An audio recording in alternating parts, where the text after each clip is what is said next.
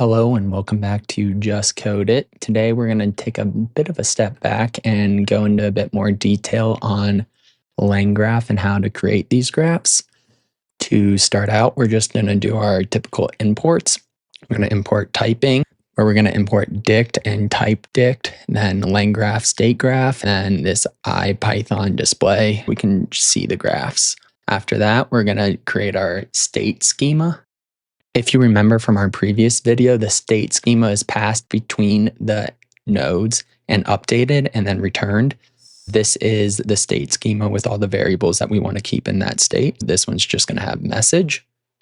After creating the state schema, we're going to move on to creating a simple greeting node. This is that node function that does the actual updating of our agent state.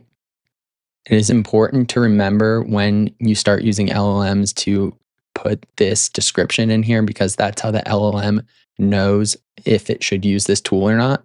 But right now we're not using an LLM. This is just for good habit, I guess. All we're doing is setting the state message to, hey, state message, how's your day going? So it's going to essentially say, hey, and then the message from the user, how's your day going?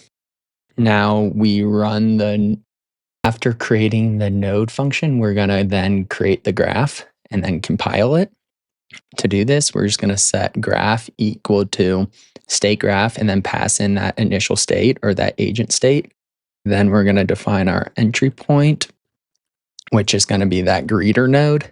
And I actually had a image of it up here. 1 second. I ended up just pulling up what the graph is going to look like. You see our start. Sorry, it's really pixelated, but our start, our greeter, and then our end.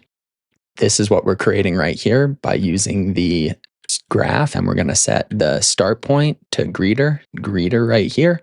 And we're going to add a node called greeter and pass it the function for greeter. That creates this rectangle right there. Finally, we're just going to close it all out by essentially saying the finish point is greeter. It's just going to go straight to the end node, or these two are not really nodes. They're more just terminating processes. After doing that, though, we then do graph compile to see if we have any errors.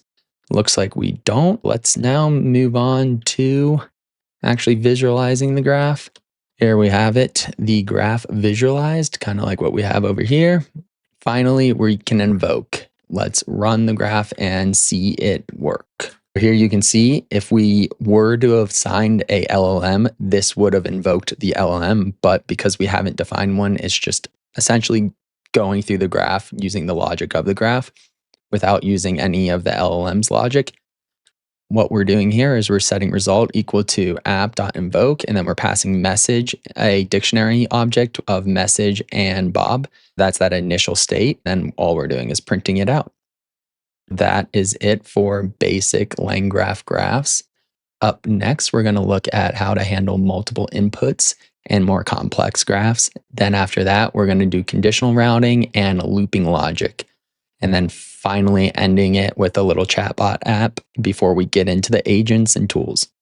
I hope you enjoyed today's video, and I'll see you next time.